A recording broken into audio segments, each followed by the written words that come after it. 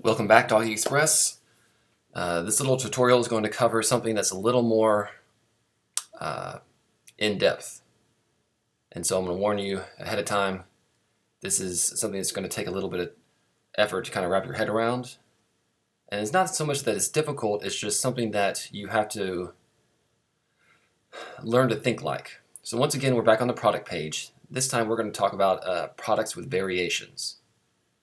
Now, before we can start a whole lot of that, it probably should be mentioned that you can modify a lot of these variations and attributes over here underneath the products. And we're going to quickly go and I'm going to show you what I mean. Attributes are the kind of the subject that you're defining as you can provide variations for.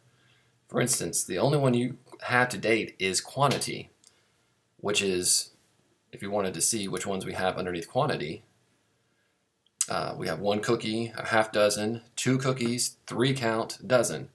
Now some of these were taken out because they were included earlier. I think right now, for the most part, we're mainly dealing with a dozen, half dozen, and I think 1 cookie.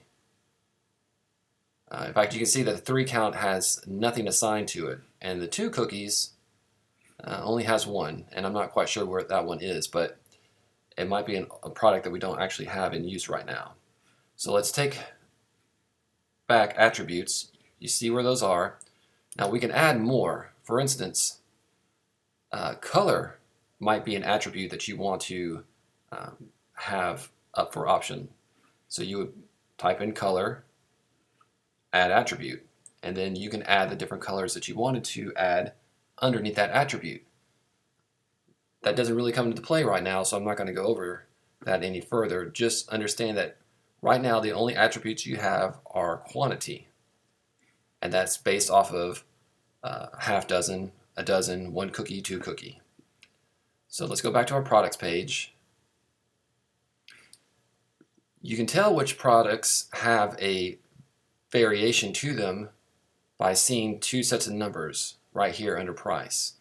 So let's go to Roughy Road.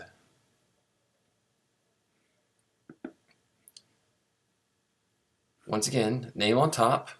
You have the product category right here. You have your featured image. You have your text that goes along with this. You can see that this one uses columns based off the short code. I can go over that later if you're interested in hearing more. You also have tags. And this is where the variable product takes place. We have a drop down and you can see simple product, grouped products, all that kind of stuff. So we're going to focus on variable product. Once again, under general, you have your reward points information that you can add in. Inventory, I'm not going to deal with. Shipping, linked products, all empty. Now we get to attributes. If you were starting a new product, you would have to tell it which attribute you wanted to use. Now we've already assigned quantity to this one. Now we need to establish which values we're going to use. Values being half dozen or dozen. So we've gone ahead and I've typed those out. I have both of these boxes clicked.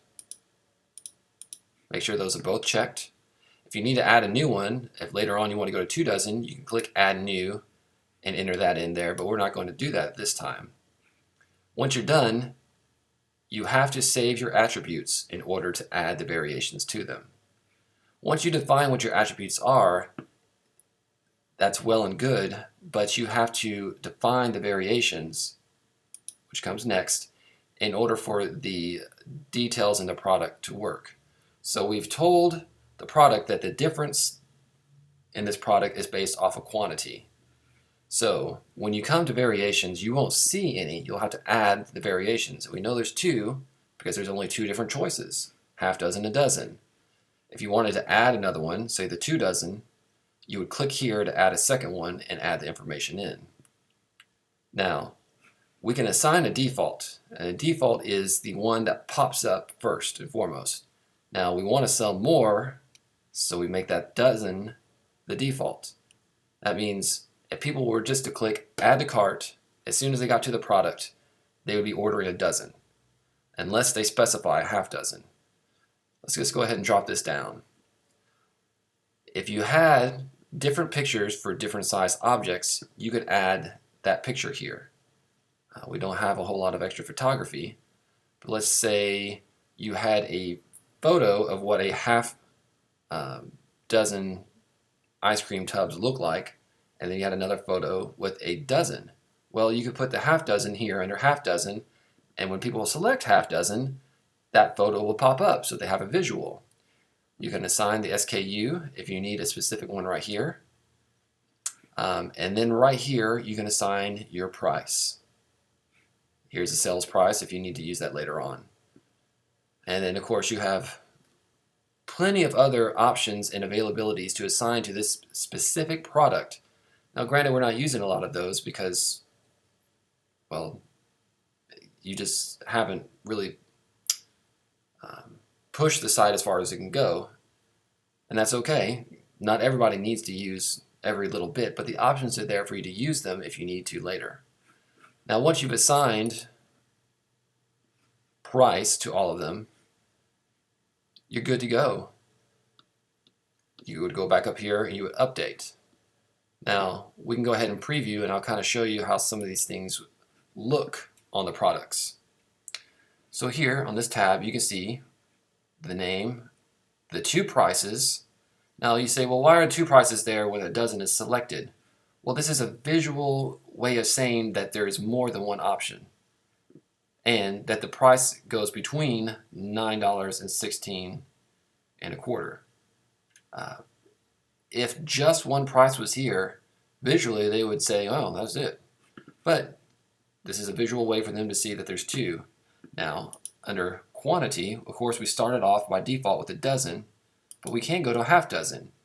You see that the price here has changed, which is right above the Add to Cart button. It doesn't need to change up here because at this point in time, this is where they're focused on. So if they can add the dozen, and let's say they want a dozen and a half. Well, now they're still here at the same page. They haven't been removed. They can add that to the cart as well. And of course, you can see both those two items added here. So the variation in price, a variable product, is a product that has more than one attribute assigned to it. And right now that's based off of quantity. So this is how you would go and edit a variable product, whether that be price, whether that be size, or just adding a whole new variable field to it. This is where you would go to do so.